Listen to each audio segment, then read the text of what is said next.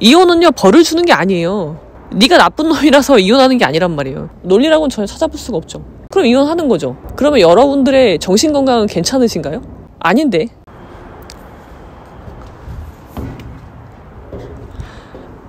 예, 여러분 안녕하십니까. 오늘은 즐거운 일요일입니다. 오늘 햇살이 너무 따사로워서 바깥에 나와서 영상을 찍습니다. 제가 여러분들에게 제가 얼마 전에 헛똑똑이를 위한 결혼 수업, 그 다음에 징징이들을 위한 이혼 수업을 모두 마쳤는데요. 제가 왜 결혼에 대한 이야기를 많이 하냐면요. 제가 이혼 사건을 많이 하는 변호사라서가 아니라 우리 사회는 관계로 이루어져 있는데 관계 중에서 가장 어려운 관계가 결혼이에요. 부부관계. 그 다음이 가족관계, 혈족관계, 인척관계, 혈족관계가 가장 어려운 관계이기 때문에 이 이야기들을 드리는 거예요. 제가 유튜브 영상을 통해서 여러분들에게 드리고 있는 말씀은 관계를 맺고 끊는 법에 대한 이야기를 계속 하잖아요. 근데 가장 어려운 결혼 관계, 서로 부부관계죠. 부부관계, 그 다음에 자식관계인데 부부관계를 잘 맺고 끊는 법을 내가 배운다면, 내가 그것을 잘한다면 그 다른 관계는 뭐예요? 껌이다. 그래서 가장 어려운 부부관계를 말씀드리는 겁니다. 자, 오늘은 무슨 말씀을 드릴 거냐면 마치 이혼을요 벌을 주는 거라고 생각하시는 분들이 있어요. 그러니까 뭐예요? 그 말은요, 누가 잘못했기 때문에 내가 이혼을 선택했고 그래서 난 너한테 벌을 주는 거야 라고 접근하시는 분들이 생각보다 되게 많거든요. 근데 여러분, 이혼은요 벌을 주는 게 아니에요. 그리고 이혼은요 제가 나쁜 놈이라서 내가 이혼하는 게 아니에요. 왜 그런 거예요? 두 사람의 문제예요. 관계의 문제란 말이에요. 상대적인. 우리는 절대적으로 나쁜 사람은 없어요. 심지어 살인자도요 슬픈 영화를 보면요 운단 말이에요. 우리가 24시간 365일 나쁜 사람은 없다는 거죠. 근데 나랑 관계에서 문제가 있는 거야. 근데 그 관계가 해결이 안 돼. 그 문제가. 우리 관계에서. 그럼 어떻게 해요? 관계를 끊어야죠. 그게 이혼인 거지. 그게 결혼해서 관계를 끊는 게 이혼인 거지. 네가 나쁜 놈이라서 이혼하는 게 아니란 말이에요. 그러니까 이혼은 벌을 주는 게 아니에요. 이혼을 고민하시는 분들이 그런 말씀을 많이 하거든요. 아, 그래도 아이한테는 좋은 아빠인데요. 좋은 엄마인데. 그리고 아이한테는 잘하는데. 저 사람이 나쁜 사람은 아닌데. 그것은 여러분들이 이혼을 결정하는데 하등의 이유가 될 수가 없는 거예요. 왜? 이혼은 벌을 주는 게 아니기 때문에. 제가 징징이들을 위한 이혼 수업에서 말씀드렸지만요. 부부는 갈등이 여러 가지가 있어요. 갈등의 강도가 1에서 10까지 갈등의 정도가 있죠. 그러면은 각각의 갈등의 정도에 따라서 솔루션은 달라져요. 근데 갈등이 10이야. 제가 말씀드렸잖아요. 문제 해결이 되는 3가지 방법도 말씀드렸고. 근데 문제가 해결되지 않잖아요. 그러면 나는 2가지 선택을 할 수가 있죠. 뭐예요? 첫 번째 참고 살던가, 두 번째 솔루션은 이혼이에요. 그 외의 솔루션은 없어요. 그러면 2가지 선택할 수 있죠. 내가 참고 살아. 그럼 어떻게 될까요, 여러분? 여러분이 참고 살면 문제는 해결되지 않아요? 그건 인정하고 참고 사셔야 돼요.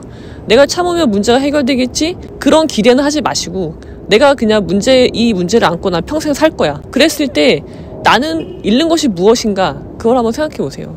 세상에 공짜는 없기 때문에요. 나는 분명히 무언가를 잃게 되죠. 그래서 관계에서 문제가 있을 때, 해결되지 않는 문제가 있을 때 그 관계를 끊음으로써 문제를 해결하는 것, 그게 절치가 되는 건데요. 그게 이혼인 거예요. 이혼의 정의를 내리자면. 근데 굉장히 재밌는 댓글이 하나 달려서 많은 분들이 이렇게 생각하실 것 같아서 제가 그 댓글을 여러분들에게 소개시켜 드리려고 합니다. 제 마이크도 좀 장만하고 해야 되는데 좀 삼각대도 없어가지고 차 위에다가 올려놓고 찍고 있거든요. 자, 여러분, 46살 이혼녀의 삶, 제 이야기죠. 이혼 9년차 이혼녀는 어떻게 살고 있을까? 라는 영상에 달린 댓글인데요. 일단 제가 이혼녀라는 말을 일부러 써요. 저는 이혼녀잖아요. 왜 쓸까요? 내가 좋든 싫든 여러분들이 이혼을 하시면 그 이야기를 듣게 되실 거기 때문에 굳이 피할 필요가 없다라는 의미에서 일부러 씁니다. 이분이 댓글을 달아주셨는데요. 수정까지 하셨어요. 자, 여러분, 사람을 평가할 때는요. 가장 좋은 요소가 뭔가요? 그 사람의 글이에요, 글. 그 사람이 쓴 글을 보면요. 그 사람이 어떤 사람인지 알 수 있어요. 왜냐면 말은 순식간에 내뱉는 거니까 내가 실수할 수 있지만 글은요. 이렇게 수정도 할 수 있거든요. 퇴고의 과정을 거친 결과가 이거야. 그러면은 그냥 나는 이런 사람입니다 라고 자백하는 거거든요. 그래서 댓글을 보면은 그 사람이 어떤 사람인지 알 수 있는데요. 한번 같이 읽어보실게요. 존경하고 싶은 변호사님, 거부하겠습니다. 존경하지 마시고요. 가능하시면 남편분 용서하시고 이해하시고 다시 합치세요. 자, 여기까지. 이분의 사고가 그런 거예요. 이혼이란 뭐예요? 벌을 주는 거라는 생각이죠. 그러니까 저보고 용서하라고 하잖아요. 그 말은 뭐예요? 저의 엑스 허즈번드가 무언가 잘못을 했고 내가 그것 때문에 벌을 주려고 이혼을 한 것이다. 그러니까 이제 용서해라 라고 이야기를 끌어나가시는데 논리라고는 전혀 찾아볼 수가 없죠. 일단 이혼이라는 건 벌 주는 게 아니고요.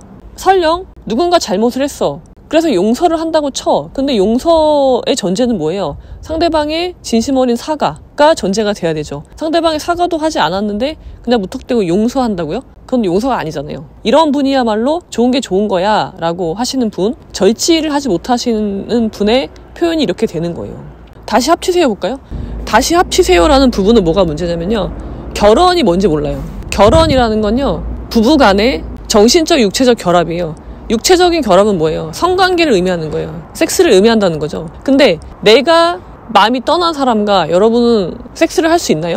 그러니까 이건 인간의 존엄에 관한 문제예요. 우리가 부부 강간도 인정이 되잖아요. 부부는 원하지 않으면 하지 않아도 돼요. 설령 그 결과가 그게 이혼 사유가 된다고 될 수 있죠. 오랫동안 아무런 정당한 사유 없이 성관계를 거부한다면 이혼 사유가 될 수 있지만 그럼 이혼하는 거죠. 이혼하기 싫어서 내가 싫은 사람과 성관계를 맺을 수 있나요? 사람이 동물과 다른 점이 뭐죠? 여러분들은 그러면 멘탈이 괜찮으세요? 내가 싫은데 나는 예를 들어서 내가 지금 경제적으로 독립할 수 없어. 그러니까 쟤랑 이혼할 수 없는데, 아니면 애들이 엄마야, 애들이 아빠니까 저 사람이랑 이혼할 수 없어. 그러니까 내가 싫은데 저 사람이랑 성관계를 맺는다. 그러면 여러분들의 정신건강은 괜찮으신가요? 그것은 굉장한 폭력이잖아요.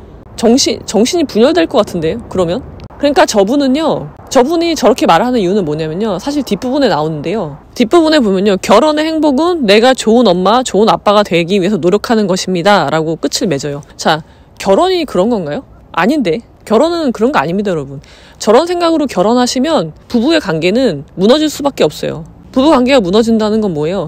그 다음 관계인 부모 자식 간의 관계도 무너질 수밖에 없는 거예요. 결혼은요, 아이를 낳아서 양육하는 데 있지 않아요. 결혼의 주체는 부부예요. 마찬가지로 이혼의 주체도 부부고요.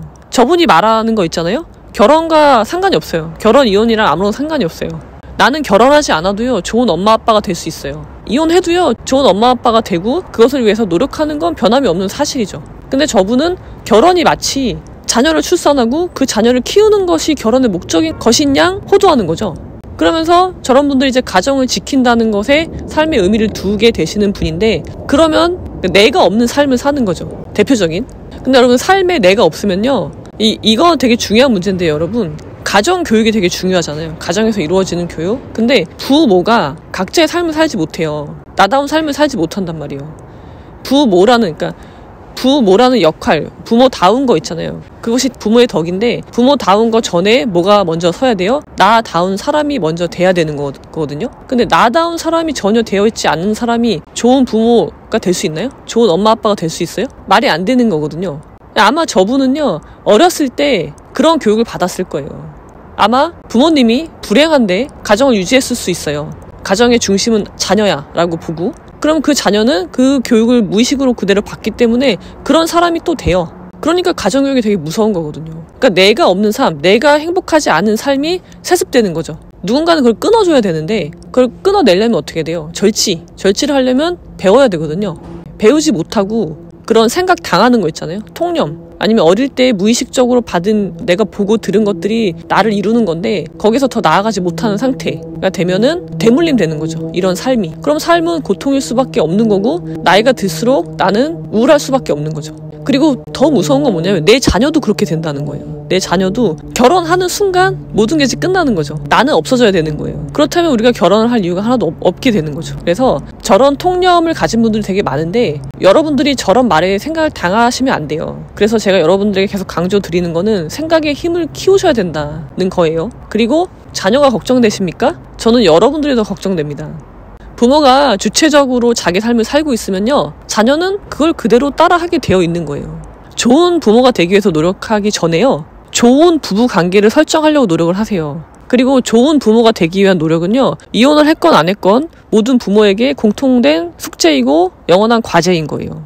제가 다른 영상에서 좋은 부모가 되는 법에 대해서 설명을 드리도록 하겠습니다. 그리고 이분에게는 제가 특별히 아류노너 나무 심기 강의를 들어보실 것을 강추드립니다. 그리고 더 늦기 전에 내가 어떤 사람인지 알고 나다운 삶을 사시기를 진심으로 기원 드립니다. 제가 하고 있는 여러 가지 주체적인 삶을 살기 위한 여러 가지 교육들이 있는데요. 궁금하신 분들은 네이버 카페 아는 변호사를 방문하시면 되겠습니다. 자, 그럼 여러분 오늘은 여기까지.